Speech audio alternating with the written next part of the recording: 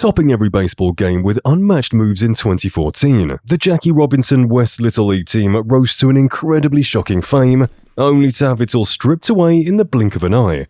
In less than a year of absolute dominance on the mound, the news of the team's disqualification due to cheating allegations shattered their title and tarnished their reputation with alarming speed.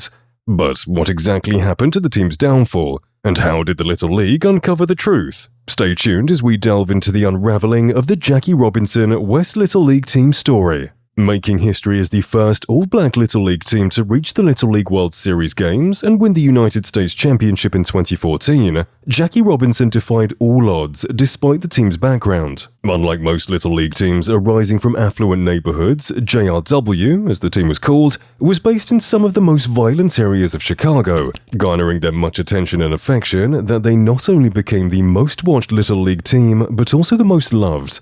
Their 2014 title win made the team immensely famous, leading to parades, donations worth hundreds of thousands of dollars, a visit to Disneyland, a trip to the World Series, and even a visit to the White House. However, on February the 11th, 2015, less than a year after their triumph, it was announced that Little League Baseball stripped Jackie Robinson West of all its 2014 accomplishments, leaving everyone wondering what went wrong. The journey of every Little League team to the world's most-watched youth sporting event has always been a great accomplishment, considering how statistically tough it is. Each year in Illinois and Pennsylvania, 16 of the world's best teams meet to vie for the crown title of the best Little League team. Presently, there are approximately 27,400 Little League teams worldwide in more than 5,500 leagues. Each Little League creates 1 to 3 all-star teams composed of their league's best players each year. While winning the championship is a legendary feat, progressing through the competition is an even more remarkable accomplishment given its difficulty. According to sports statistics, reaching the Little League World Series is one of the toughest achievements in sports. Each team striving for the championship title must navigate through a series of competitions to prove their prowess. For a state like Illinois, teams must first win a district tournament, then a sectional tournament, a state tournament, followed by a regional tournament, and finally compete in the Little League World Series to vie for the ultimate title. Surprisingly, the 2014 Jackie Robinson West Little League team seemed destined for dominance and was prepared to crush their opponents for the title win. However, they faced not only a ton of rival teams, but also allegations from a rival team's coach, who accused them of cheating their way through the tournament. Worse still, they had no idea the plot to their downfall was unfolding. Jackie Robinson West powered their way to the Little League World Series, kicking off their journey at the Illinois District 4 tournament, which comprised 6 teams, all hailing from Chicago. Unlike the typical suburban teams, JWR hailed from the heart of Chicago, an area known for its challenges. In the summer of 2014, Jackie West emerged victorious in the District 4 tournament, despite online searches crediting Rosemore as the winner. Little did anyone know this would be the last tournament before District 4 was dissolved in 2015. Yet, prior to the controversy that led to its disbandment, Jackie West had asserted its dominance, clinching the title for 34 out of the 40 years of the district's existence, including the 2014 triumph. With their victory in the District 4 tournament, Jackie West showcased their prowess in the sectional games, overwhelming their opponents with a staggering 70-6 scoreline across just 3 games. Their dominance continued in the state tournament, where they outscored rivals 53-3 in 3 challenging matchups. Advancing to the regional tournament, televised nationally on ESPN, they faced off against champions from across the Midwest, triumphing with a formidable 63-19 record against competitors from Indiana, Michigan, Ohio, and Wisconsin. As they made their way to the much-awaited Little League World Series, Jackie Robinson West wasn't the only team in the spotlight. There was also the excitement surrounding Monet Davis. Monet, the first girl ever to pitch a shutout in the history of the Little League World Series, could throw a 71-mile-per-hour fastball and was the first African-American girl to compete in the tournament. At just 13 years old, her groundbreaking performance made sports history. On the other hand, Jackie Robinson West also commanded the crowd's attention with their unique style. With the team's winning streak, it was no surprise when the mayor of Chicago and the entire public adopted them as the heroes of the city. The team soon became national celebrities, receiving attention and love from the public. They even got shout-outs from celebrities like Lil Wayne and Chance the Rapper. Their family members weren't left out either, as they were offered an all-expense-paid trip to the World Series. The team's merchandise sales shot up like a rocket, with everyone clamoring for a Jackie Robinson West t-shirt. Stores flew through over 17,000 shirts in no time. On top of that, they received donations worth over $300,000 from the public. They were literally under the spotlight, and with Monet Davis grabbing attention, the 2014 Little League World Series game made history as the most-watched tournament ever, with a whopping 90% increase in viewers compared to previous years. Jackie Robinson West drew more fame when they crushed Monet Davis's team, the Taney Dragons, in the US semi-final, instantly becoming the stars of the tournament. The celebrations were overwhelming. The champions saw their team's name hanging from every banner and topping every news outlet. They soon made their way to the White House to meet with the then-President Barack Obama. But that wasn't all. Back home, the team was met with even more fanfare. They were honored at a Cubs game and even at the World Series. They were featured on the cover of a Frosted Flakes box, made it to Disney World, and were named Chicagoans of the Year. Despite all the attention, the team remained humble, engaging in charity work, unaware of the tragic plot unfolding behind their backs. Exactly 4 months after the thrilling Little League World Series wrapped up, a bombshell hit the baseball world like a surprise curveball. Chris Janes, a coach from Evergreen Little League, stepped up with some serious accusations against Jackie Robinson West. It was a shocker because Jackie Robinson West had beaten Janes' team in the sectional tournament. Janes claimed that Jackie Robinson West hadn't played fair.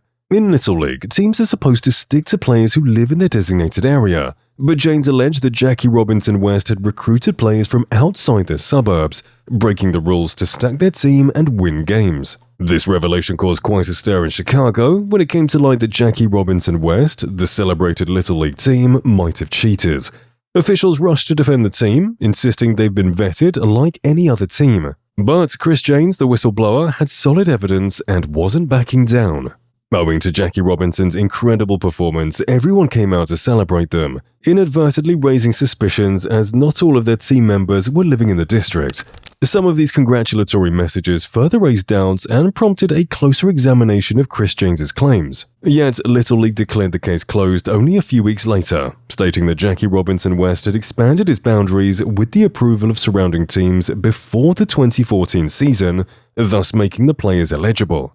This claim, meant to vindicate the team, only deepened the controversy, as several other leagues in the district denied signing off on anything, reopening the case. Little League officials returned to Chicago a month later for further investigation, holding a meeting with surrounding leagues about the issue. Reports surfaced that the meeting was intense, revealing discoveries that tarnished the district's image. During the meeting, it came to light that the Little League president had indeed agreed to set boundaries back in 2013. While new boundaries were submitted by Jackie Robinson West before the 2014 season, they were not approved by the other leagues in the district.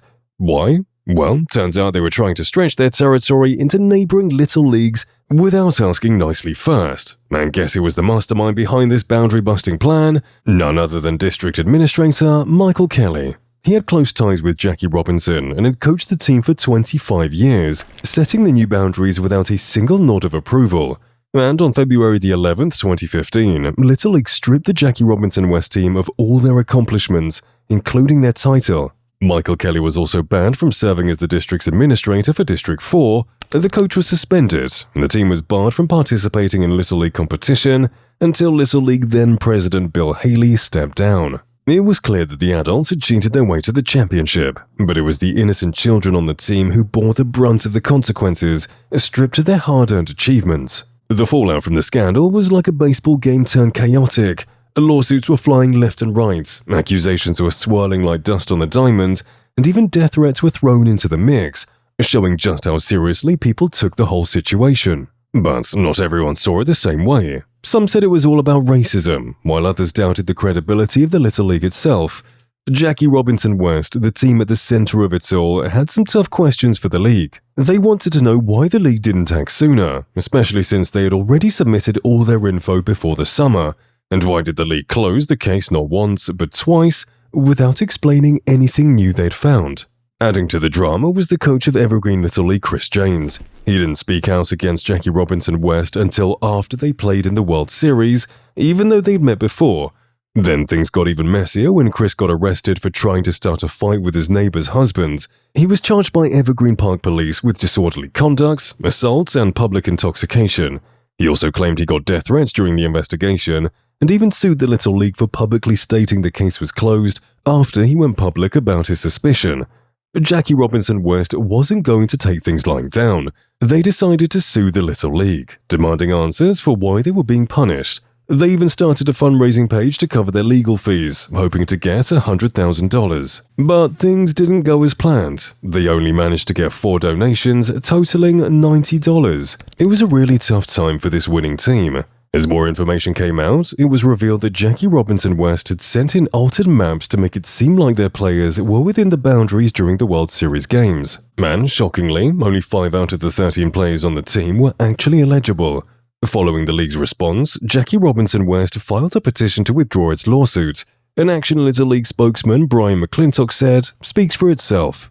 To repeat, discipline was imposed because JRW officials falsified the JRW boundary maps and therefore used ineligible players, Little League stated, as reported by Fox Sports. 6 months later, the parents and coach of Jackie Robinson filed a lawsuit against Little League and Chris Janes. This scandal sparked a flurry of finger-pointing and lawsuits, even 6 years later in 2021. While major legal disputes have been settled, the blame game continues. Little League International announced a settlement with the players, agreeing not to reinstate their title. They also dropped the lawsuits against the team's coaches, Darryl Butler and Jerry Houston. Though the case is long and over, and the children have grown up, pursuing their dreams in different careers, with some of them already drafted by major league clubs, the 2014 saga remains one of the biggest Little League cheating scandals. What began as a heartwarming tale of Jackie Robinson West's triumph on the baseball field sadly turned into a lesson about the consequences of bending the rules. It's a tough pill to swallow for all involved, but it underscores a vital truth. In baseball, as in life, playing fair is the only true path to victory. Let's remember this as we follow the game we love. Don't forget to leave your thoughts in the comments, hit the like button, and subscribe for more baseball updates. We'll see you next time.